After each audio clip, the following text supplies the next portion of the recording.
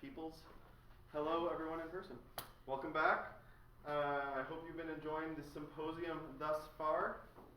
And now we get to introduce a friend of mine who is an up-and-coming scholar. He is a lecturer of religious studies and the director of the Youth Leadership Certificate Program here at Crandall University, Mr. Daniel Cooper. He holds a Bachelor of Arts in Biblical Studies from Crandall University, another one of our successful Crandall graduates. He also holds a Master of Arts in Christian Leadership and a Master of Divinity from Liberty University, and is a candidate for a PhD in Old Testament from McMaster Divinity College. And he's doing his dissertation research on the biblical theology of darkness in the Old Testament. So, a very interesting topic. I personally look forward to reading it whenever he is finished. I ask him for updates periodically. I look forward to it being finished. So, Mr. Cooper actually graduated from Crandall at the end of my first year of study at Crandall back in 2012. I believe that's I graduated in 2010. You graduated 2010 here? Yeah. Then how did we cross rounds? I was doing an online degree. Oh, that's how that happened. So I guess he graduated a year ahead of me, but he stuck around campus like I am now. Now, when people first told me about Dan Cooper, they told me that he would be easy to spot as he was one of the two guys on campus who bore a resemblance to Jesus Christ. Now, with the other guy gone and Dan being back on campus, I actually just think of him as the guy on campus who looks like Jesus. And while he may not be all-knowing like our Lord, he does know a few things and is going to share with us about some of those things today. He is going to be addressing the topic of the use and abuse of paganisms in the Bible.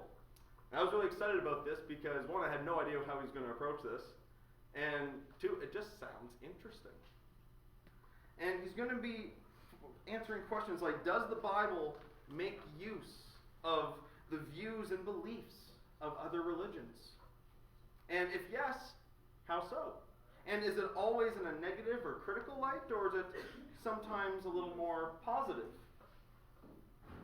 And this is an interesting subject because it highlights questions like whether or not Christians today can find common ground with other belief systems, and even make use of at least some aspects of those belief systems in some way. So without further ado, I would like to invite Mr. Cooper to come and discuss this issue. Mr. Cooper, welcome. I would like to just say one word. I missed a lot last night because if they didn't talk loud enough. So if you don't talk loud enough, I'll yell louder. Well, when I was a young boy, I gave the opening prayer at my mom and my stepdad's wedding, and afterwards I came down from the podium and sat down with my grandmother, and she turned to me and she said, "Danny, someday you're gonna be a preacher." And I thankfully have spent my youth doing a lot of competitive swimming, so I have large swimmer's lungs, which means I have a large booming voice. Got me in trouble a lot when I was a kid, but now it's rather convenient as a professor. So I will maintain my preaching voice. I'm used to preaching in small little Baptist churches without sound systems, usually to audiences that don't always have the best hearing, so I'm used to projecting myself fairly well. So I will use my projection voice, hopefully to the benefit of everyone listening online and everyone listening here. If I'm clipping a little bit with the microphone, let me know, and I'll tone it down a few notches. So, as Cody said, my name is Dan Cooper, former student here at Crandall from days gone by. I am a PhD candidate at McMaster Divinity College, doing study on darkness in the Old Testament. So if you can't tell between my love of darkness in the Old Testament and my title, I like to provoke things sometimes. I like provocative titles. I like provocative topics. I like to see where boundaries are. Maybe the little bit of that teenage rebel is still in me, but I also understand that it's important to keep within the bounds of orthodoxy. So this topic to me is very interesting. I want to see where we get, I want us to, as we're going through this, to look, where are these lines being drawn by the scriptural authors between what is full-blown heresy, where we're, uncritically adopting beliefs of non-Christian, of pagan groups, and when is it that biblical authors are using paganism, using ideas from pagan cultures in a orthodox manner to produce good worshipful theology. So before I go on any further, I want to define a few terms. Reverend Dr. Jackson started off last night by defining a few terms, so I'm going to take a page from Dr. Jackson's book and do that myself. So first, when I talk about pagan, I'm not talking about the more modern or potentially postmodern definition of paganism, that being a quasi-religious, not always particularly well-defined religion, sometimes in connection with Wiccanism or witchcraft, which they're sometimes separate, sometimes together. It depends which pagan you're talking to. So when I refer to pagan, I'm not referring to current day pagans and paganism. I'm talking about something different. I'm using it in the same way that the early 4th century Christians used the term as sort of a catch-all for anyone who's a polytheist, someone who believes in multiple gods. And when I talk about paganisms, I'm talking about the artifacts, pieces, aspects, ideas, motifs, so on and so forth from pagan cultures. So the same way when I ask you, what is a Canadianism? Well, Tim Hortons. Sorry. These are all Canadianisms. These are pieces of our culture, things that make us Canadians. So when I'm talking about paganisms, these are the little pieces of pagan culture. What is culture? Ask Dr. Stackhouse. That's more his wheelhouse than myself. I'm a biblical theologian. He is a philosopher and systematic theologian. But I think Dr. Carson sums it up quite well. I got to meet him this fall and really enjoyed my time with Dr. Carson, so I felt like I deserved, I owe him a bit of a plug.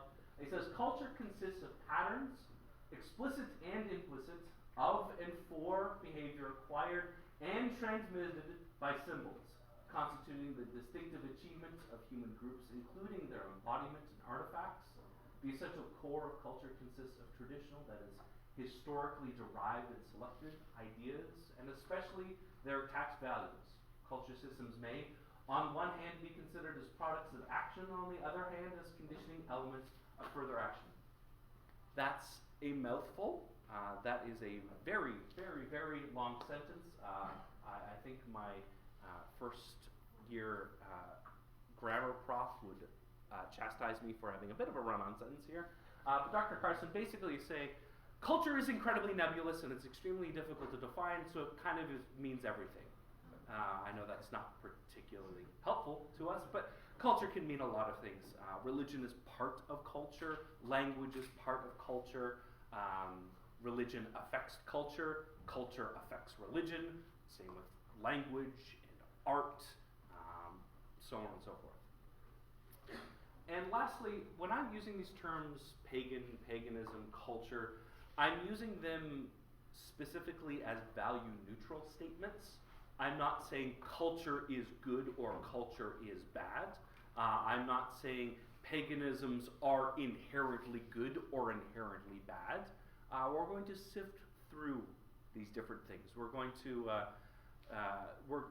like a gold sifter would sift through things to find what's valuable. We're going to sift through cultures. We're going to sift through paganisms to find what's good and separate the wheat from the chaff. So I want to start off with a little bit of a story. Once upon a time, there was a very young Dan Cooper.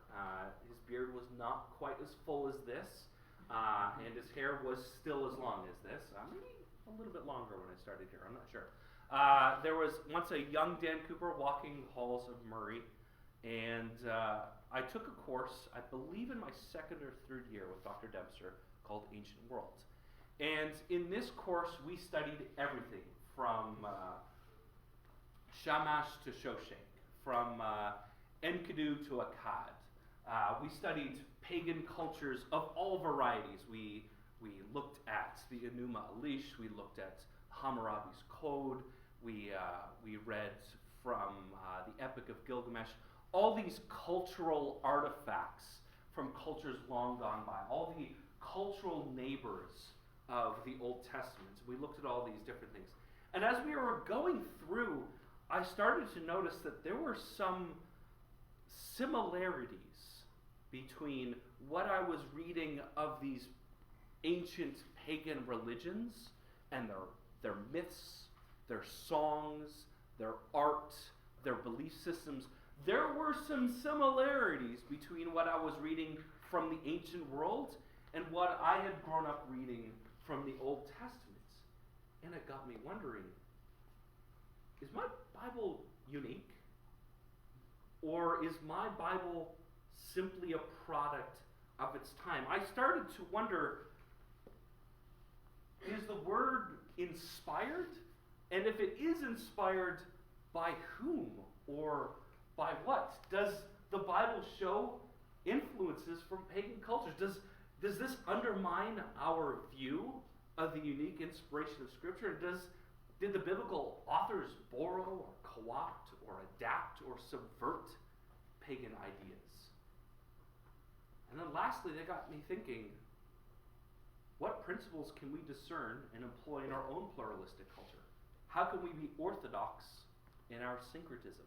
I realize those are two words that shouldn't go together, orthodoxy and syncretism. Syncretism is the idea of picking ideas from pagan cultures and bringing them into our own. So we can see some pretty bad examples of syncretism throughout history. We look back in Old Testament times, we found a seal once that has a picture of a god sitting on a throne, and it says, "To Yahweh and his consort Asherah." That's some pretty dodgy syncretism, to say that Yahweh, the God of the Old Testament, has a wife named Asherah. Asherah gets some page time in the Old Testament, and it's never positive. That's a pretty negative example of syncretism. But are there possible, maybe positive examples of syncretism? Well, that's why you're here today. That's what we're going to find out together. So to get things started, I want to look at one particularly fun example. Let's look at Tiamat, or also called Yam. So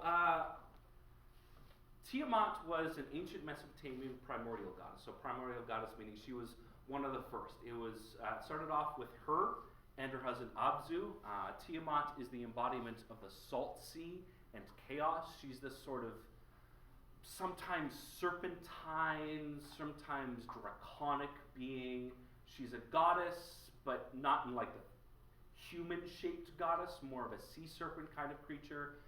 She is chaos. She is the salt sea. She is this dangerous being. Her husband Abzu is the embodiment of fresh water, the rivers, and where the two of them meet, that's where life is born. So she gives birth to all the other gods, or at least the next generation of gods. And she is also the OG mother of dragons, for all you Game of Thrones fans out there. She gives birth to all sorts of creepy crawlies and monsters and nasty things. Eventually her story continues on, and her grandson, maybe step-grandson, it's a little bit confusing from the stories we have.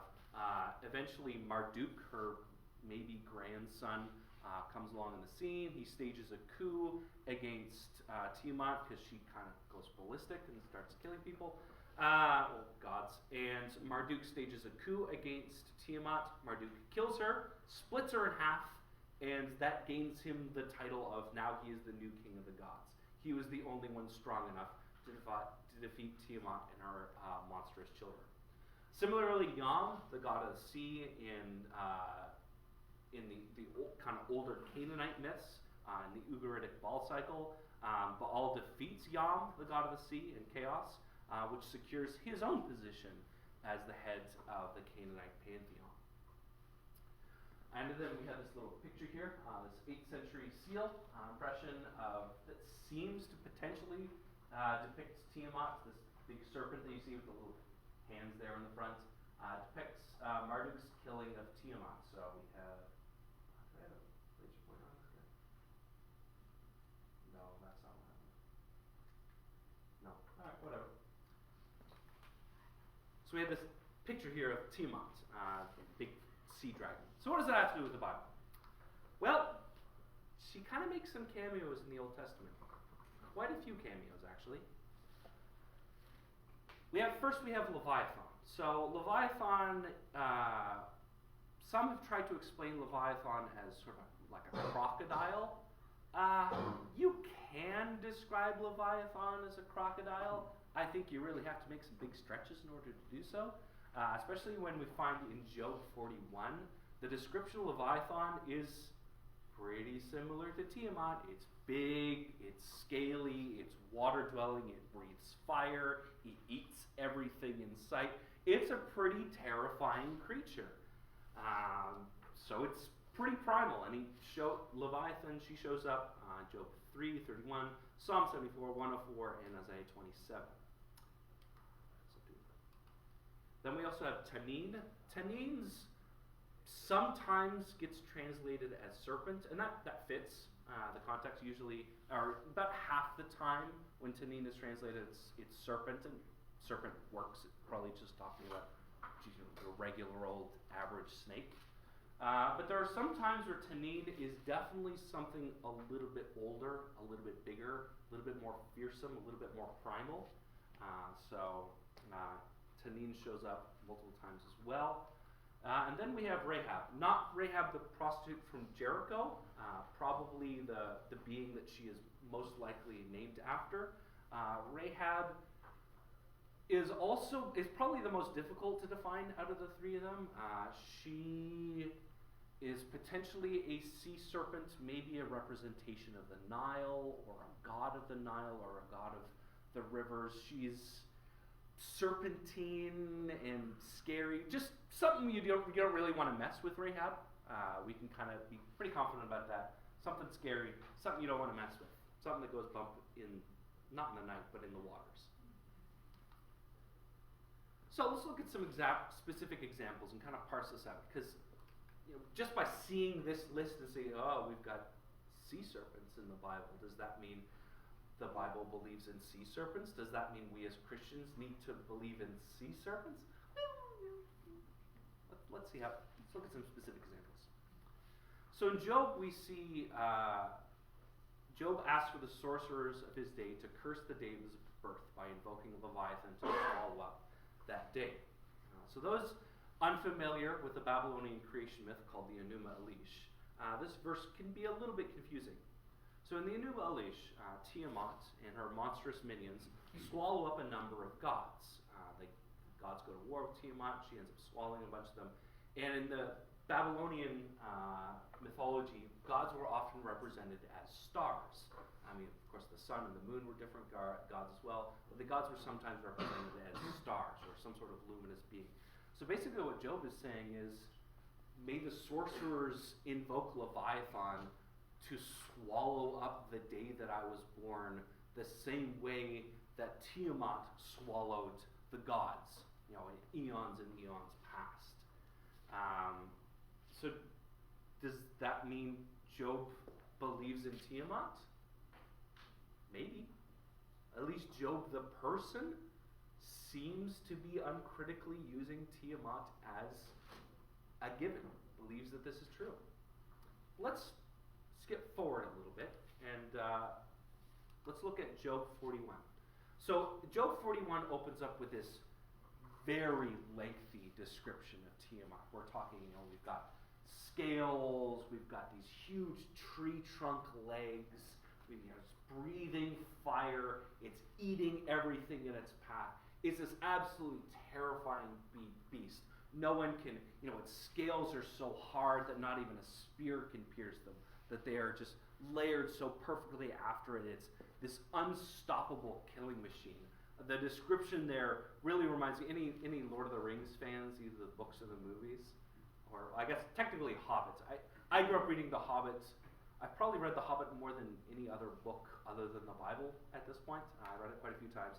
And the way that Tolkien describes Smaug the dragon, and Smaug, it's just the exact same sort of language, and Smaug says arrogantly in truly a draconic voice, picture this being spoken by Benedict Cumberbatch, not myself.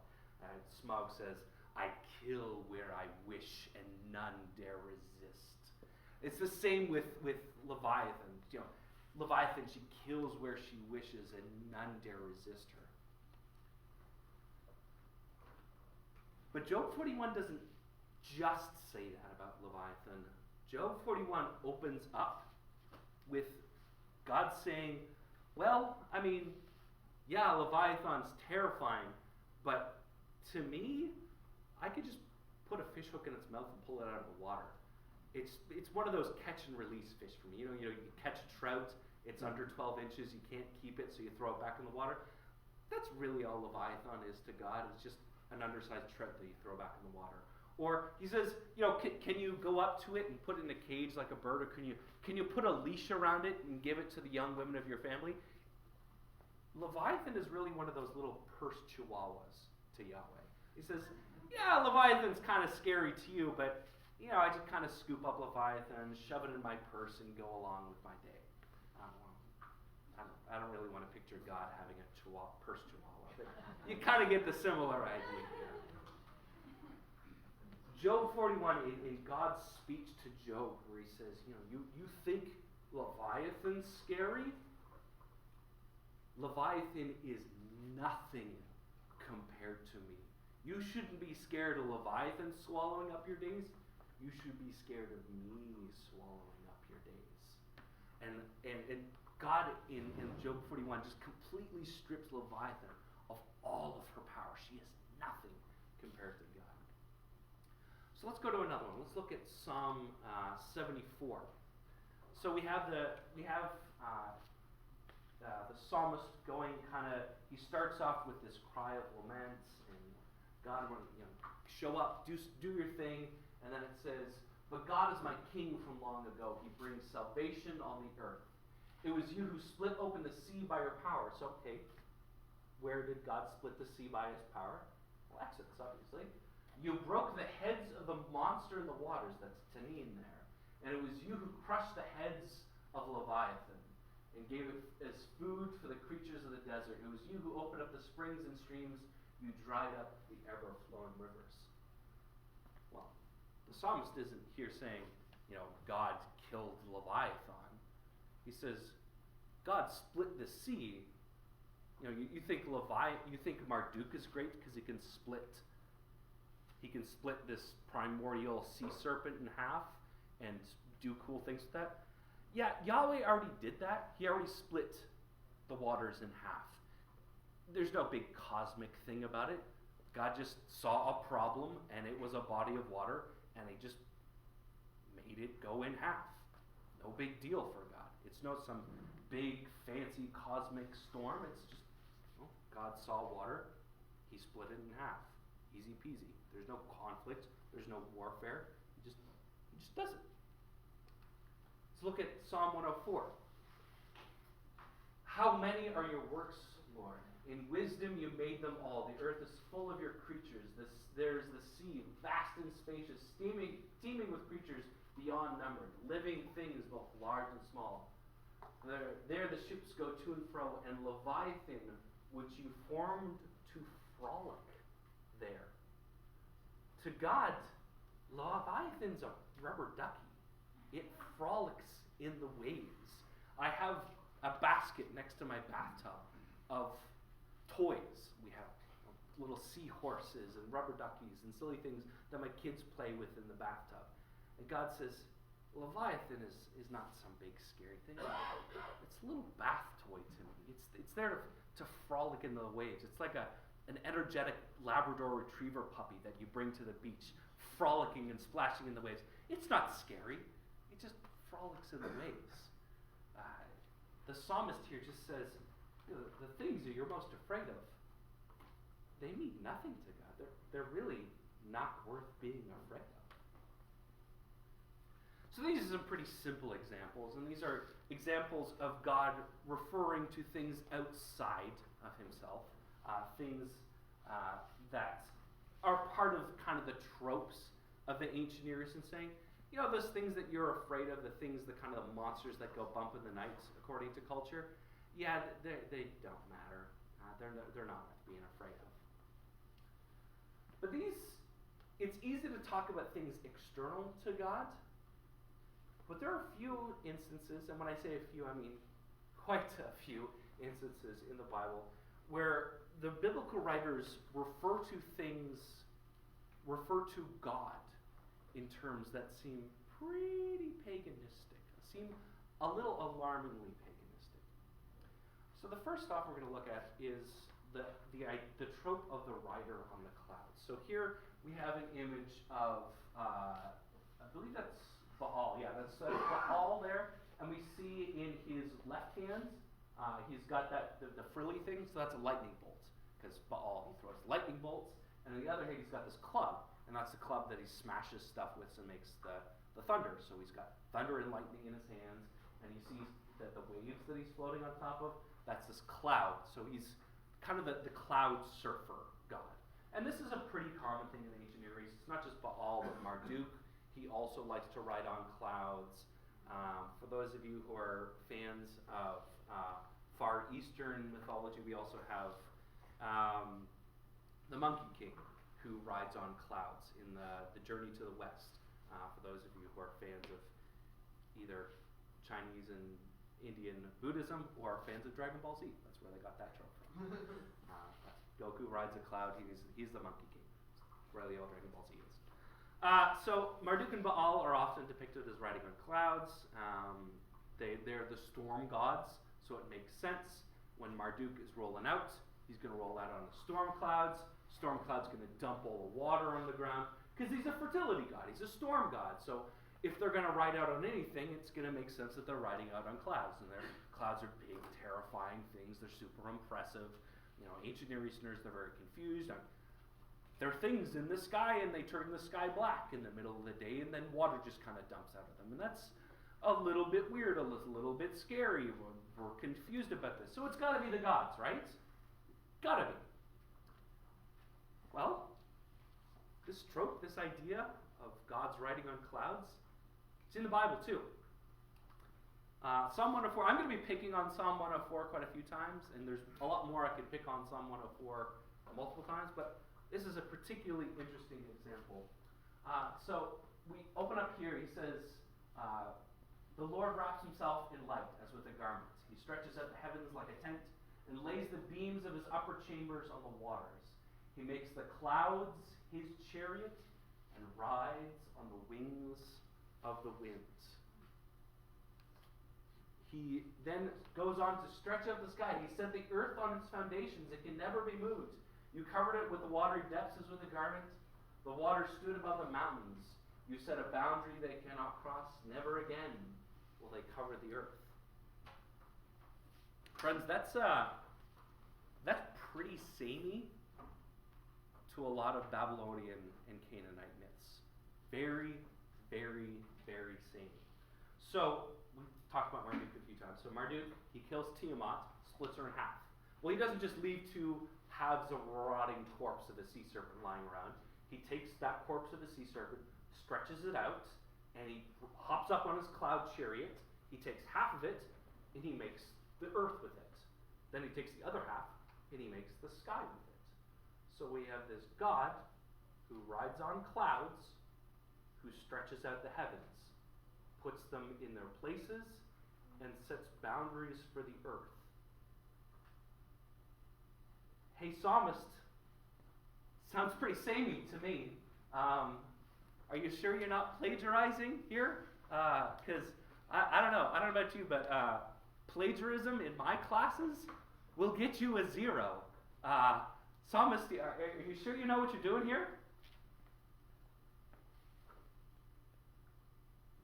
Yes, this part sounds pretty samey, but the psalmist goes on.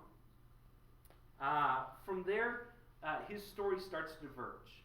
Whereas Israel's neighbors would speak of the stars and the sun and the moon and these heavenly bodies as divine, to God, he goes on and describes them.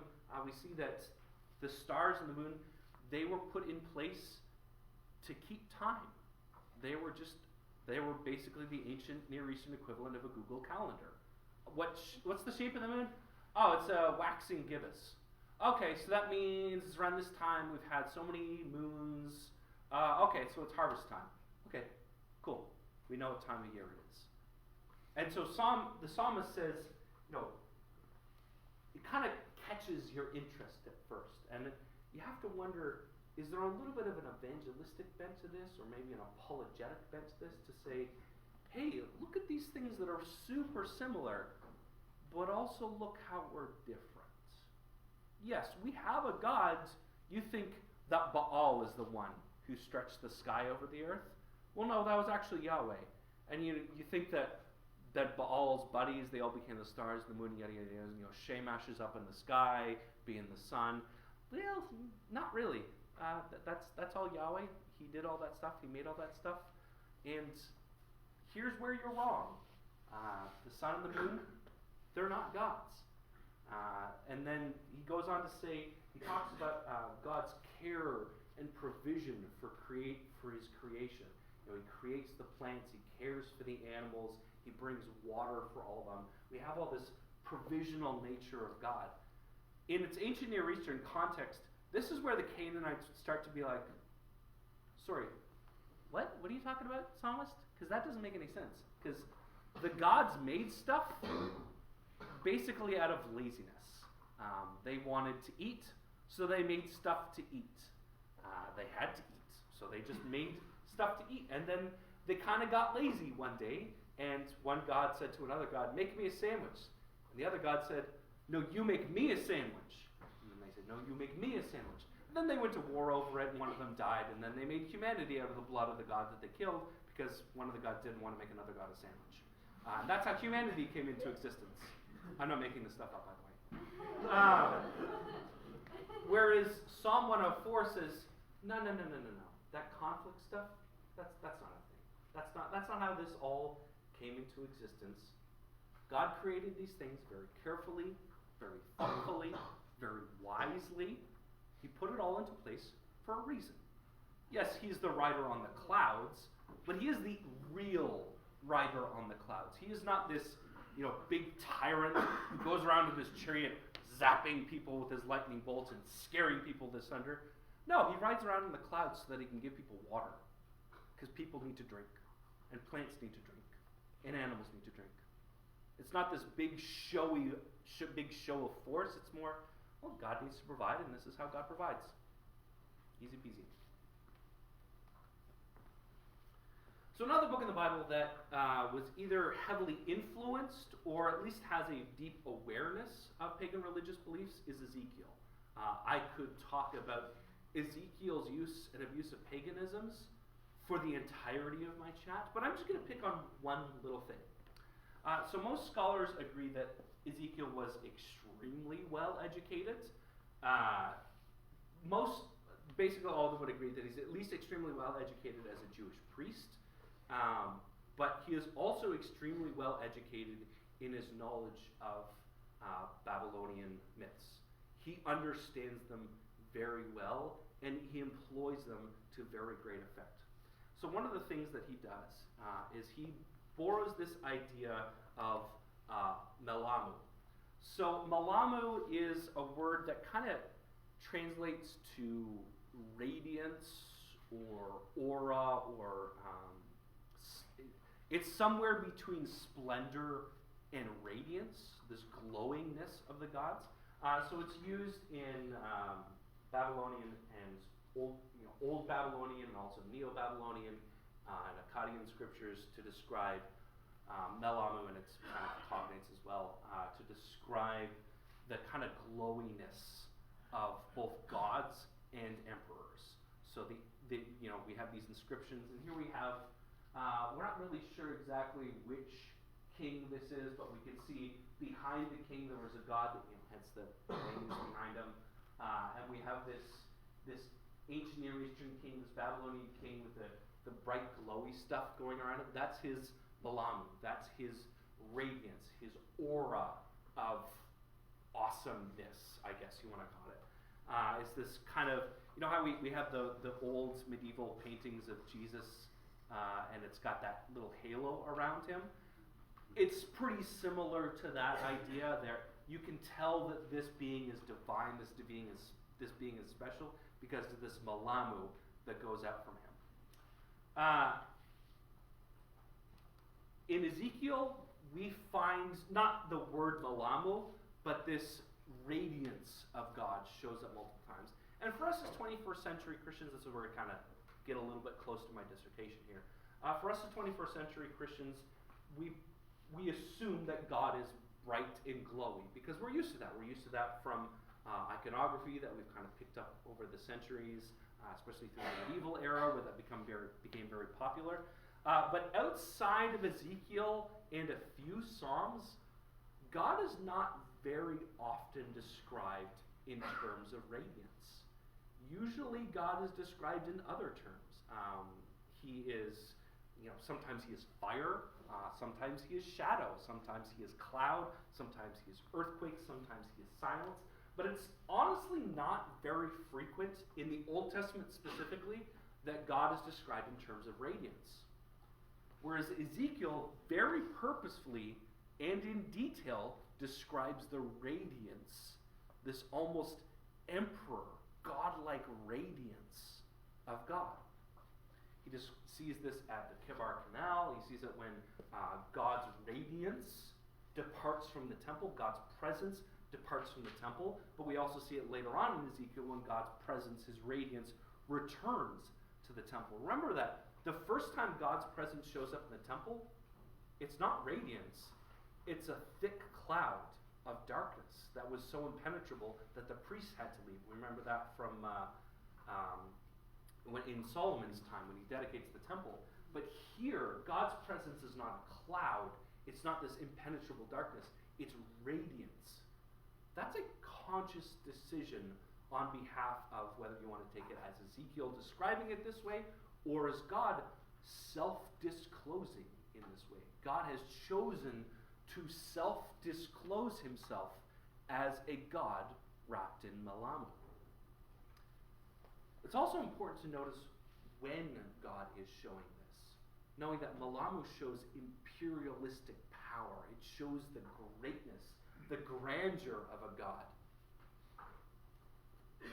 It's shown, one, when Ezekiel and the people are all weeping by the canal.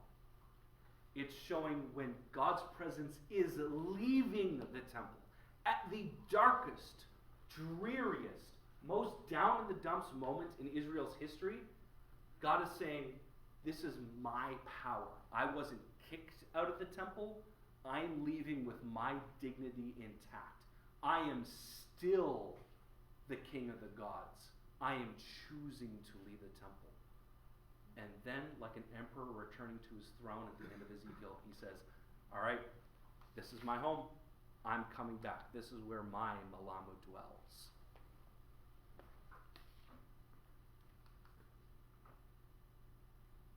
All right, let's move on to one last thing. And this is one I'm particularly fond of.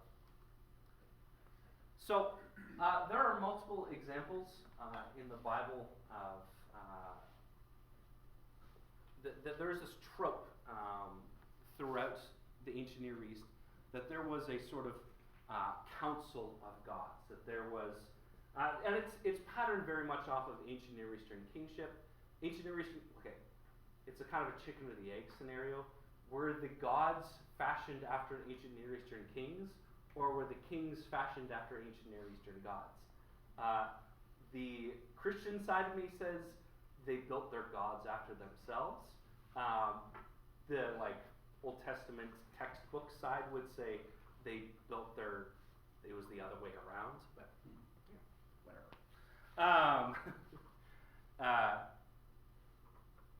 And we see it over and over and over again. We see it in these inscriptions. We can see it here on this one. So we have, this is an older inscription. So we have Shamash, the Canaanite sun god, and there's his sun disk in front of him. He's sitting on his throne, and he's got these lesser gods kind of standing before him. And it's kind of that, like, there was like a House of Commons, more or less, where there was the different, the minister of X and Y, the minister of rain is reporting to the prime minister god. We have the minister of crop rotation, and we have the minister of the fertility of cows.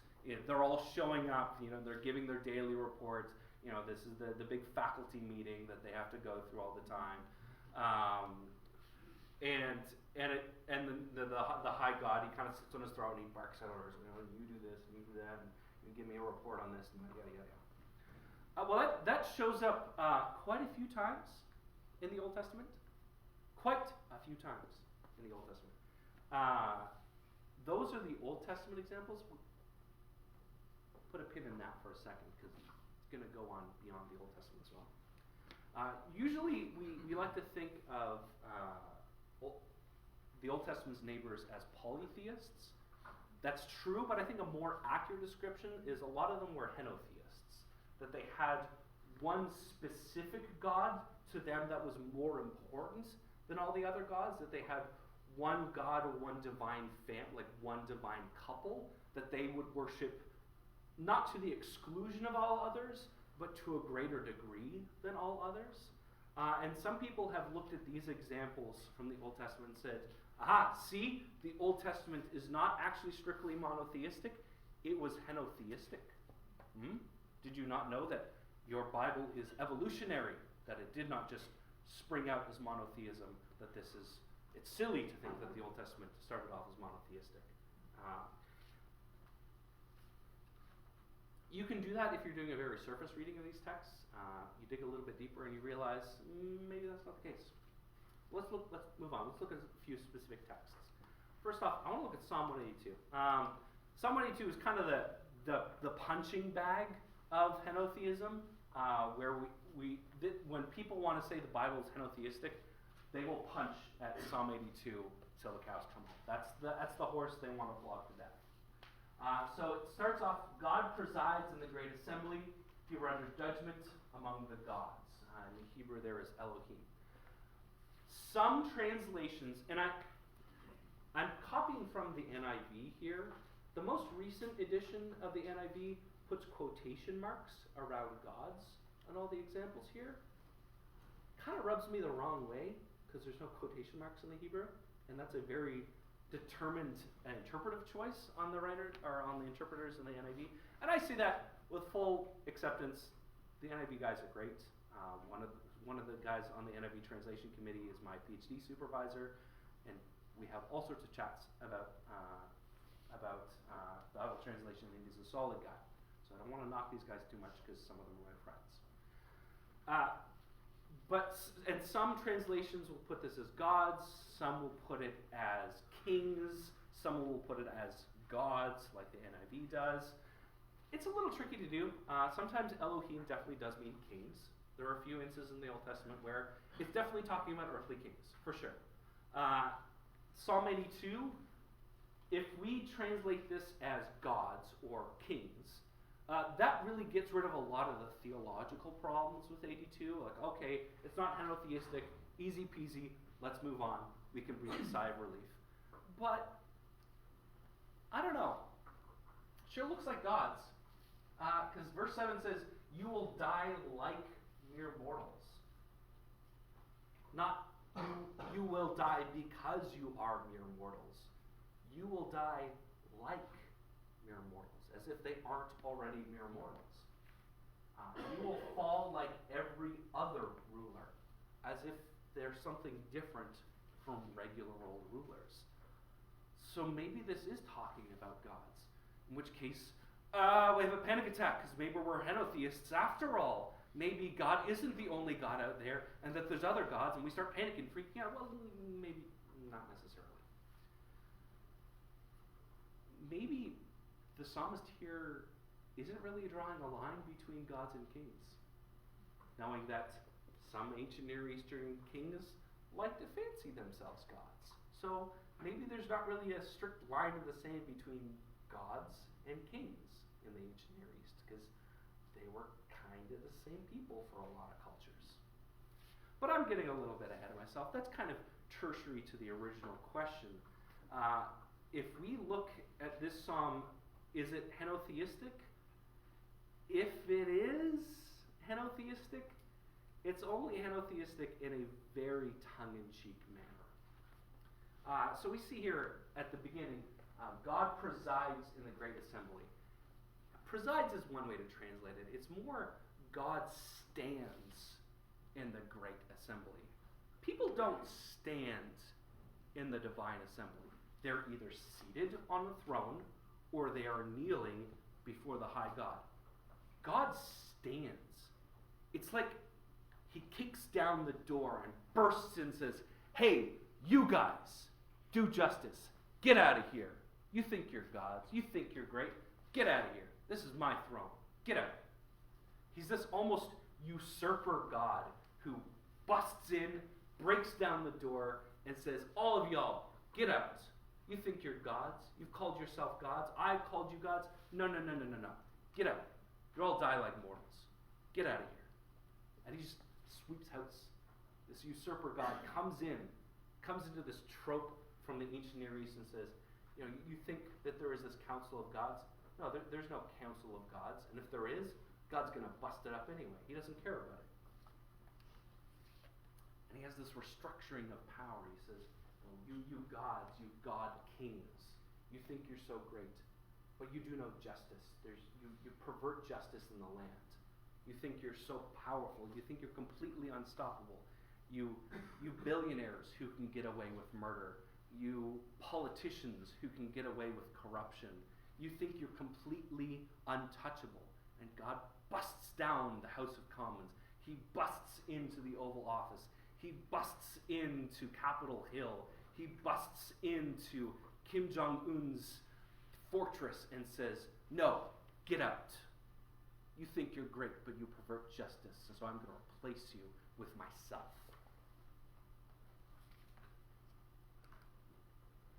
But there are other examples of the divine council, and these ones are a little bit trickier. First one, we have 1 Kings 22:19. Micaiah the prophet.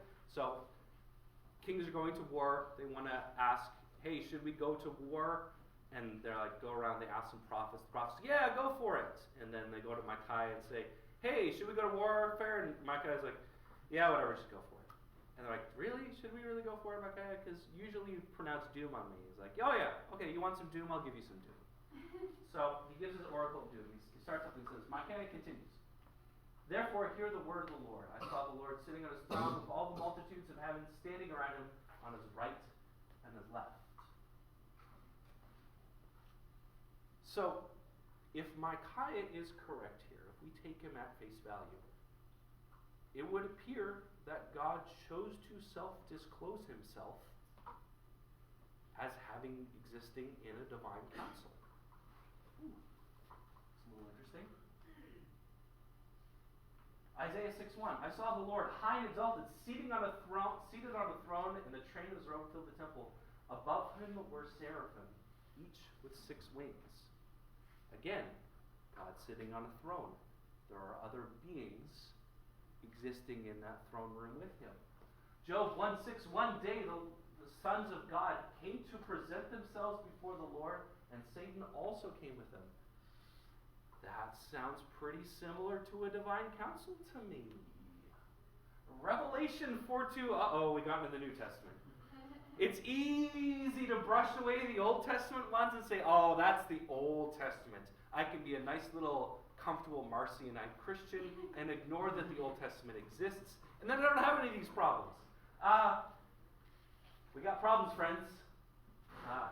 New Testament Christians, Revelation 4:2. At once I was in the Spirit, and there was before me a throne in heaven, with someone sitting on it.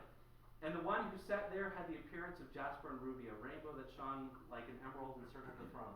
Surrounding the throne were 24 other thrones, and seated on them were 24 elders. Is there a divine council? Maybe. Maybe. But all of these examples are very, very clear. They say, yes, there is a divine council. This does seem to be a biblical belief that there is a divine council. But not in the way it normally gets used by Israel's neighbors. There is a council of divine beings, but only one of them is God. Only one of them. There are seraphim, and in Revelation we see that there are elders, and these elders we can find out that, these are Christians, so they're just humans. There are angels, there are humans, but there is only one God. And all these examples make it very, very, very clear that there are other beings out there, yes, but they are all entirely subservient to God. That the power imbalance is immeasurable. Just like we talked earlier about Leviathan, how the power imbalance between God and Leviathan is immeasurable. Same here in this divine council. The power imbalance between the seraphim and God is immeasurable in all of these examples. Let's put a pin on these ones. We'll come back to it in a second.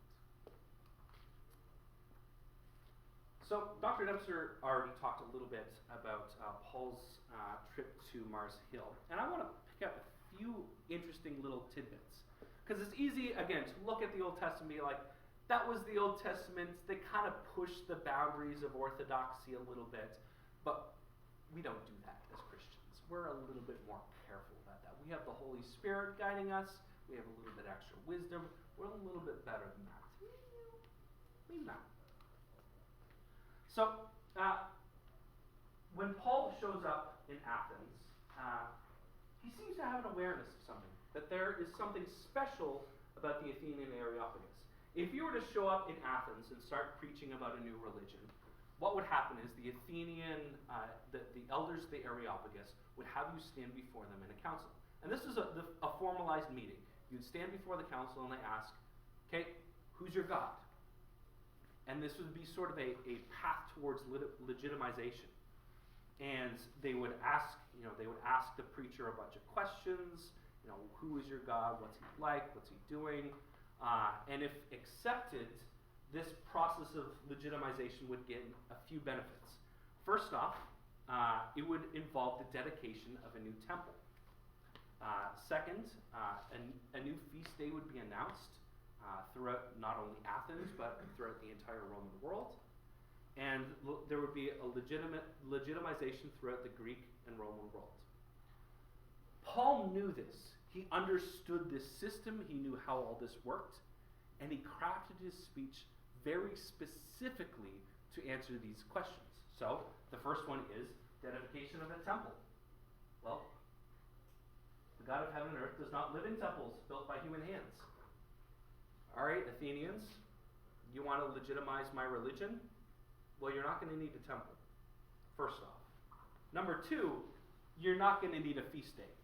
God doesn't need your food. He doesn't want your food. He gave the food for you. So forget your feast day. We're not going to bother with that. Does God need legitimization throughout the Roman world? Well, no. He made it. And he says, Athenians, you think that your word legitimizes all religion? Paul says, no, God is already legitimate. You're the ones that need to repent. You're the illegitimate ones. You need to get right with God. God does not need to get right with you. He already did that. And that also within this little speech, he addresses another problem. And so Paul, he had a bit of a penchant for Stoic philosophy. We see that in his familial codes in Colossians 3 and Ephesians 5. if you compare those familial codes to Stoic familial codes, they look pretty similar, except that women and slaves and children are treated with honor and respect and self-sacrificial love, which is a little bit weird in the Roman world. And also we look at Paul's, a lot of his teaching on sexual immorality sounds very, very Stoic in nature, talking about not being engulfed in passion. Sounds very, very Stoic. The kind of wording he's using, very similar to what the Stoic philosophers were talking about. In Balbus's speech, in his Balbus's Stoic philosophy, he gives an apologia for the gods, and he says, if you're going to make the gods relevant, you have to prove that the gods exist, explain their nature, show how the world is governed by them, and show how they care for humanity. All of that is also in this speech. So crafted within this speech, he is addressing specifically the Areopagan elders and the Stoic philosophers all in one speech. If you don't think Paul is brilliant, oh my goodness, was he ever brilliant? Could he ever craft a speech? Now some people would say, Paul's example here, it didn't work out so great for him. I've read in some commentaries and some blogs and stuff, well, Paul tried to use paganisms here. It didn't work out so great for him, so he goes on later to determine to preach nothing but Christ. Yeah, that would be easy to say if he didn't continue to go on and use paganisms in his chats. By the way, he also quotes from Aratus's astronomical poem in right there as well. So that's another quotation from a pagan philosopher. And specifically that quote right there is talking about a polytheistic worldview. And Paul says, yeah, I don't care about polytheism, I'm just going to use this quote anyway. He's kind of flippant in his use of quotations. It's also interesting to note that Paul probably was a big fan of the dramatic arts. So in 1 Corinthians 15:33, Paul says, bad company corrupts good character. That's from Menander's play Thais. And there's also pretty good indication that 1 Corinthians, the kind of plot, the meta plot of 1 Corinthians, mirrors quite strongly the family comedies that were popular in Paul's days. I think Paul had a penchant for sitcoms. He watched sitcoms in his free time. He quotes from Menander here, and by the way, Menander's plays, not all of them were particularly G-rated. Some of them had some dodgy stuff in them, a lot of premarital sex, concubinage, infighting, some dodgy stuff. Paul seems to get it and understand it, quote from it, and use it. We also see, this is the one that's the most interesting to me, when Jesus meets with Paul, or when Paul is describing his faith experience, how he came to Christ, he says, we all fell to the ground, and I heard a voice saying to me in Aramaic or Hebrew. Oh, man, that was...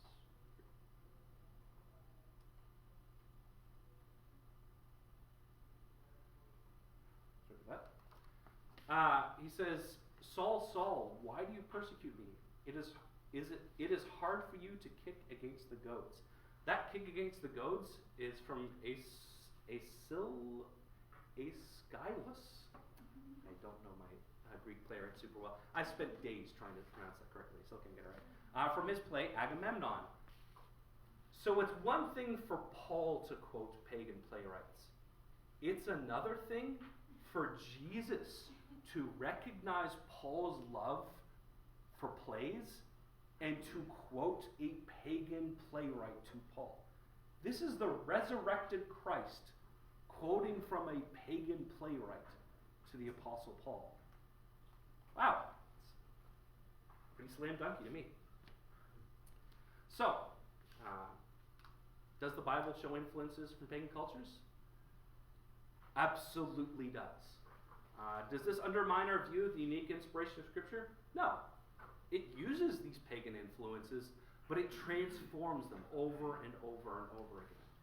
Did the biblical authors just throw a new coat of paint on foreign ideas via theological evolution? No, definitely not. I think it's preposterous to suggest that. And did the biblical authors borrow, co-opt, adapt, or subvert? That depends on the verse. We've seen times where the biblical authors borrow from these tropes. Other times they adapt or subvert them. So Paul directly just quotes from pagan philosophers. Other times he subverts pagan philosophy. Same with the writers of the Old Testament. So this is kind of the big burning question at the very end, is where do I draw the line? And I'm not a huge fan of drawing lines, but let's try to I'm just going to finish as quickly as possible and just pull out a few main points so you can take home. First, I would argue that orthodox syncretism historicizes things. So it denies the divinity and power of the natural world, while heterodox syncretism will emphasize God in other things, will emphasize the divine power in other things. So we look in Psalm 82 that there's the divine counsel, but those other things that are in the divine counsel, they're not that important. Job 41 will say, yeah, Leviathan exists, but it's not really all that important. And then we look in the one Isaiah passage where God splits the sea in half and says, yeah, this whole Rahab thing, not this big cosmic thing, that's just God splitting the sea. Here's a specific historical example. Now it's important to note that the Old Testament historicizes, but it doesn't demythologize. It recognizes that the world is not as big and a scary place as we sometimes think it is. But I think to our culture, it also says the world is not as benign as we think it is. It is not as materialistic as we think it is. Especially when we look at the divine counsel, we like to think that there is God and there is nature and that's it. I think the divine counsel trope, as we see it in both the Old and the New Testament, says the world is not as scary as a place you think it is, but it's also maybe not as tame of the places you think it is. That there are other forces out here that we need to be aware of, acknowledge their existence, but also not be afraid of them. We kind of find that temporary balance between the two. Orthodoxy refocuses worship. It focuses on the sovereignty and goodness of God, while syncretism creates divine conflict and truncated power. So orthodoxy will say there is only God. That's it. All these other powers, they're not worthy of worship, they're not worthy of anything else. There is only God. Just the God that we know. The God of our history. The God of our past. The one who split the sea, the one who came incarnate, the one who died, and the one who was resurrected unto us. The one who gave us the Holy Spirit. That is the one true God. There is no splitting of power. There is no divine conflict going on. There is no push and pull between good and evil. There is only God. That's it. And then lastly, orthodoxy looks for the image of God in all people. It recognizes the prevenient grace of God, but is also wary of sin's distortion. It sees, okay, Babylon, you were right about a few things. Yeah, God does bring rain. You think Marduk brings rain, but you're only got half of the story right. It's actually Yahweh that brings rain. And going to Marduk is only going to make things worse for you. Run to God. He is the one who brings the rain. All right. That's all I have for you. Sorry, I went a couple minutes over, but I'll let you go be free and leave it to Cody, I guess.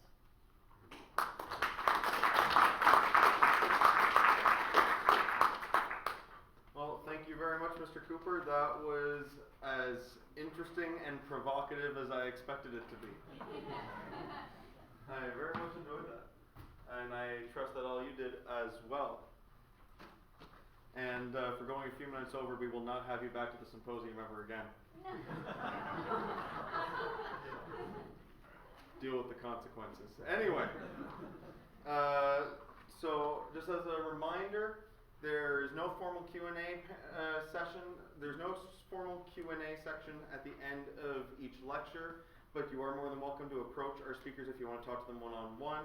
We will have a Q&A panel at the end of today at 5:30 p.m. Atlantic time for those of you tuning in online, where we will have all our speakers up here to answer any questions you guys submit and maybe even ask each other a few questions. We'll see. If you do have questions for any or all of the speakers, you can submit them. If you're in person, you can submit them at the Q&A table outside the room. Write a question, put it in our mailbox, and it may just get asked at the Q&A panel. If you're tuning in online, you can write your question in the comments section of the live stream video feed or send a message to the Faith Seeking Understanding Symposium Facebook page. Just for a couple more reminders. Rash your Christie table outside. If you have not already, and if you have not before, sign up for our monthly newsletter, and you will be entered for a chance to win a free copy of the Apologetics Study Bible. And at the canteen out there, which all the proceeds go to the missions trip to Cuba for the Bachelor of Theology students, there is a raffle that you can enter for a chance to win a $50 gift card to Indigo, which is basically the same thing as Chapters that I've been told. So we have an hour break for lunch. We will resume at 1 p.m. Atlantic time. For lunch options, for those of you not familiar with the area or the Crandall campus, there is the Crandall cafeteria down this hallway, all the way through to the other building, and all the way to the end there. It'll be hard to miss. You can find the cafeteria there. If you would like to eat on campus, there are also lots of options just up the road: Subway, Second Cup, Tim Hortons, Jean's Restaurant, Swiss Chalet. I think there's a Chinese place at the end of Gorge Road. Don't remember what it's called. Sorry? Pluralism, yeah. Yes, we're going to promote the Chinese place because of for our theme this year. Perfect. So we will see you guys all back here at 1 p.m. Atlantic time. Thank you.